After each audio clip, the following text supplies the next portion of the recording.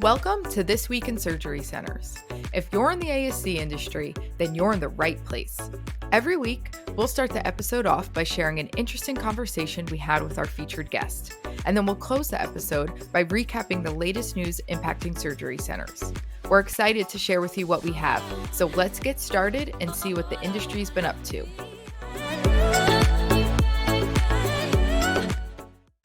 Hi, everyone. Here's what you can expect on today's episode.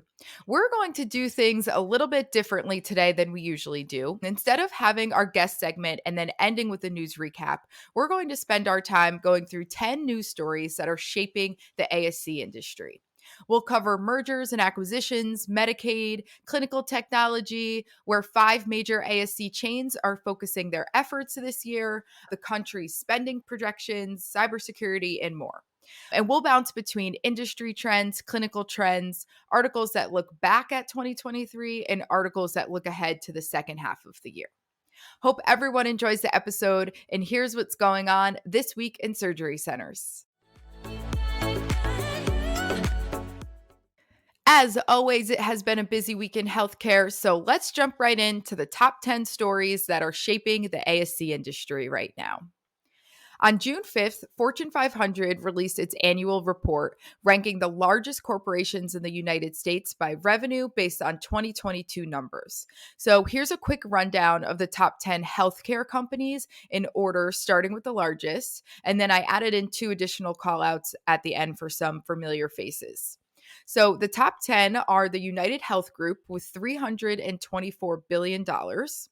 Then we have CVS Health, McKesson, Amerisource Bergen, Cardinal Health, Cigna, Elevance Health, Centene, Pfizer, and Johnson & Johnson rounds us out at the top 10.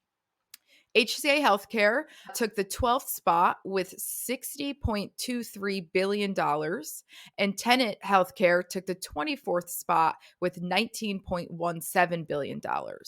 Now, remember those because I will be referencing them in some of the later news stories. So I always find lists like this interesting because it tells us who the big players are and some companies to keep an eye on. On Tuesday, New York became the 35th state to extend healthcare coverage after pregnancy, allowing up to 26,000 additional New Yorkers to be eligible to receive Medicaid and Children's Health Insurance Program benefits for a full year following pregnancy. Previously, people were guaranteed only 60 days of coverage postpartum, but now it will be 12 months. And for context, Medicaid currently covers more than 40% of births nationwide. And if this was rolled out to every state, as many as 720,000 Americans would be covered. So why is this important? Pregnancy-related deaths have increased in the U.S. in recent years, with 1,205 women in 2021 unfortunately passing away of maternal causes, and that was up from 861 in 2020.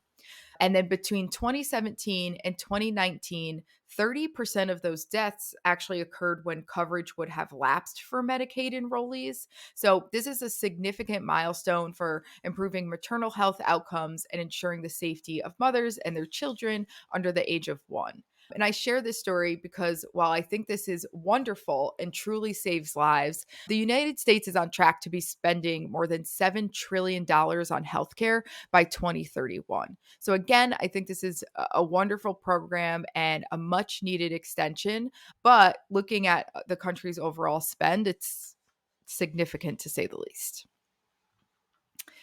In our third story, ASCs that are investing in clinical technology are seeing increased patient satisfaction scores and patient safety rates.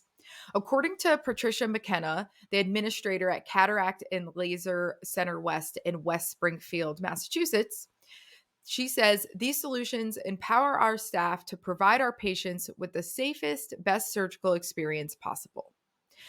We talk about it every week. Technology needs to be at the core of your daily workflows in order to achieve the best possible results all around at your surgery center. This article does a wonderful job of laying out specific clinical technologies that can help improve patient safety.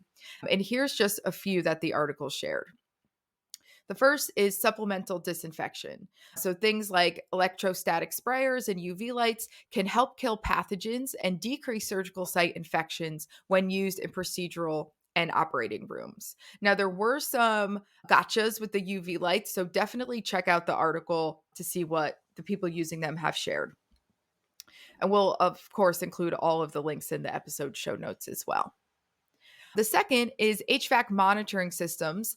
They can automatically check the temperature and humidity levels in operating rooms and sterile storage rooms and send alerts via email or an app if they dip to certain levels. So you don't have to manually document these data points once a day and be manually checking the temperature and humidity.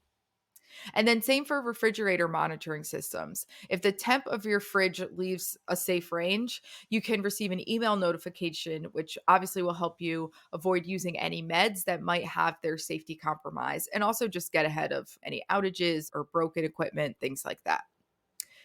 Other examples they shared: vein finders, barcode scanners, customizable emergency call systems, pulse oximeters, robots, and so much more. I also would love to hear your thoughts and experiences on different technology that has helped you improve patient safety, satisfaction, or really improve at all. So if you head over to HST's LinkedIn page, please leave a comment on this video so we can learn about what you're doing. All right, story 4. You already know the 5 major ASC chains. We have USPI, SCA, HCA, Surgery Partners, and Value Health. But sometimes it's hard to know what their plans are and where they're headed next. So luckily, Becker's ASC summed it up nicely for us. Starting with USPI, who's owned by Tenet Healthcare and who is also 24th on the Forbes list I previously mentioned. They plan to commit $250 million into ASC mergers and acquisitions and plan to have more than 600 ASCs by 2025. For context, they're at 445 right now. The next is SCA, who's owned by Optum. They plan to take a different route. They plan to focus on physician group acquisition and continue their reign as the largest employer of physicians in the country. They currently own 320 ASCs and employ 70,000 physicians. The third is HCA. They have 150 ASCs and plan to double down on developing outpatient facilities and increasing outpatient procedure migration.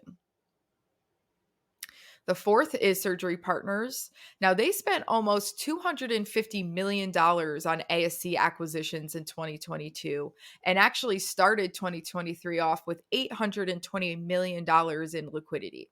And they plan to focus on high acuity orthopedic and cardiology procedures. And last but certainly not least is Value Health. They currently have about 50 ASCs and they plan to capitalize on cardiology's migration to outpatient settings, as well as continuing to lean into value-based care models. The last number I saw was a few months back, maybe longer, so this could have changed, but it said something like 70% of surgery centers in the country remained independent. So it will certainly be interesting in the next year or two with all of these aggressive acquisition plans to see how that percentage changes. The next story is a very quick one, but I always find this data really interesting. If you can't tell, I love lists. So here are the 5 highest paying physician specialties from 2022. The number 1 is plastic surgery. Number 2 is orthopedics. Number 3 is cardiology. Number 4 is ENT. And number 5 is urology. And actually, if we go back to 2018, number 1, 2, and 3 remain the same: plastic, ortho, and cardiology. But number 4 was gastroenterology, and number 5 was radiology. So I guess if you're wondering where the money is, this should give you a pretty good idea. Plastic was either number 1 or number 2 for the last 5 years and is projected to remain on top in the coming years as well. So those are the 5 highest paying physician specialties in the last couple of years. All right, switching gears to patients. So building a strong relationship with patients is undeniably important. The stronger the relationship, the more likely the patient is going to be invested in their own healthcare journey, more likely to trust you, pay their bills, show up to procedures, follow post-op instructions, and so on. This article was written by Veronica Penoyer from HST Pathways, and she's sharing 3 ways that ASCs can improve their patient relationship in 2023 and beyond. The first is to provide personable communication. At some point in your life, you either have been or will be on the patient side of things. Being personable and relatable improves the trust in your relationship with your patients and encourages your patient to be truthful when discussing their health history, which we know can be an issue sometimes, especially if they feel they're going to be judged or they're going to be embarrassed. Sometimes they'll leave stuff out, but we all know by leaving stuff out, it can cause serious harm to them, serious implications. Being personable and relating to them is key. The second is to embrace new communication channels. So, mail, email, phone calls, they have been useful in the past and definitely a more traditional path of communication. But you absolutely need to lean into patient texting, or at the very least, you may find it beneficial to ask your patient, how do you prefer to be contacted? That's putting the ball in their court and also showing them that you care about how they prefer to be contacted and how they prefer to be engaged with. And giving them options is obviously the best way to ensure engagement and build that relationship and improve the odds they're going to respond. And lastly, be transparent and remain open, honest, and helpful. So patients want to know as much as possible as early as possible. What is my financial responsibility? Can I eat before my procedure? What preparations do I need to make? Do I need a ride home? What is post-op going to look like? So those 3 things, personal communication, embracing different means of communication, and being transparent, will help you connect with your patients, which will be crucial to your continued success. They're going to recommend their family members to you, their friends. If they overhear their local colleagues talking about needing a procedure done, they want to share your surgery center's information with them. So give them a reason to. And by building that strong relationship with them, they absolutely will. All right. Going back to the idea of mergers, acquisitions, partnerships, things like that. As ASC management companies, health systems, private equity firms, et cetera, are working on robust and aggressive ASC expansion strategies, the demand for ASC acquisitions is only going to grow. We are constantly seeing news stories about ASCs that are selling for 3.7 million, 5.5 million, and more. We actually just did a whole episode on strategic partnerships, so I recommend checking that out if you're interested in learning more about your options. But for this story, Becker's ASC is sharing 3 steps to improve your ASC's valuation as shared by ECG management consultants. So I should say the article is extensive. And again, if you're interested in this world, or if you're interested in selling or just checking out your options, please go to the episode notes, find the link, read this full article. I'm going to do a very high level summary, but there's so much good information in here. So the first is to optimize your managed care plan. This will drop top line revenue, your profit margins, and an increased enterprise value. The second, it's kind of a no-brainer, but improve financial performance, especially with an efficient business office. So you'll want to make sure you're tracking against all of your financial goals. A few examples being days in accounts receivable, AR over 90 days, bad debt outstanding, denial rates. You're going to have to show all of these numbers. You're going to have to show improvement. And going back to transparency, you're absolutely going to have to show everything that you can about your financial performance. And then lastly, understand key transaction considerations. Questions like, is your buyer in this for the long haul, or are they just looking for a quick flip? Do you understand the fair market value? Do you have stable, efficient performance over at least 12 to 24 months? Those are the things that you need to ask yourselves, ask your partner, and make sure that your goals align. So whatever you're looking to get out of selling or being acquired or finding a partner, whatever it might be, you need to make sure the person that you're selling to have the exact same end goals that you do. So again, so much of these stories has to do with mergers, acquisitions, trends, going back to the 5 major ASC chains and what their intentions are. If you want to sell, understanding how to improve your valuation will be key because it looks like they have the budget to buy. So if you're in the market to sell, it might be a really good time to lean in. In our eighth story, the American Medical Association's annual meeting took place last week in Chicago. Here are three of the highlights that will impact the future of healthcare.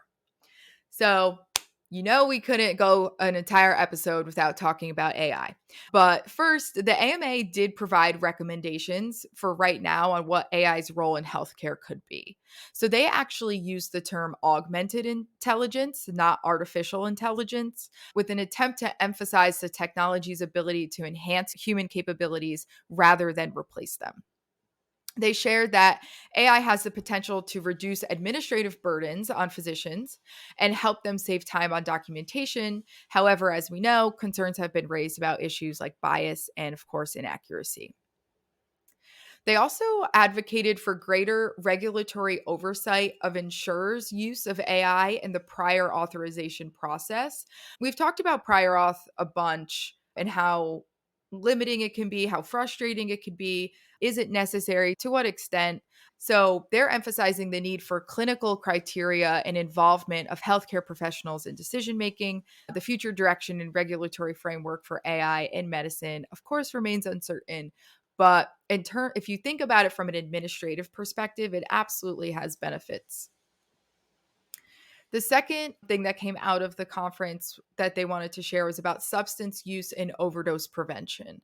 The AMA shared that they are adopting a number of policies on treating substance use disorder and preventing overdoses, including encouraging states and local governments to make opioid overdose reversal medications available in schools.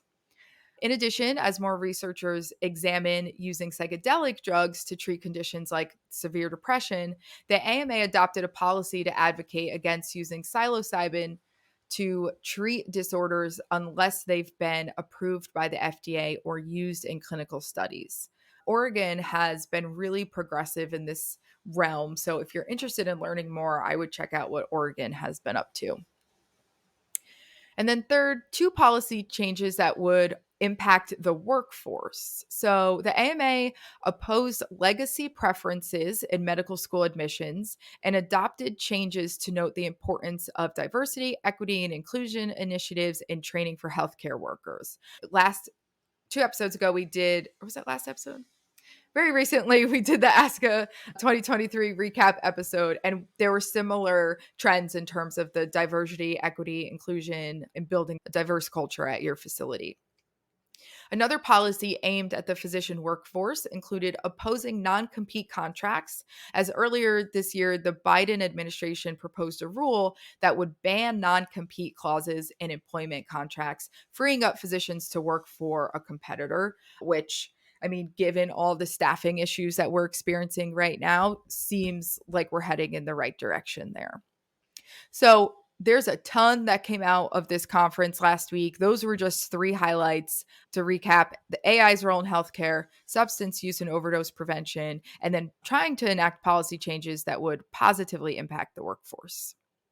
All right, home stretch. We are in our ninth story. Cybersecurity attacks are only going to increase. So cybersecurity measures must increase in tandem.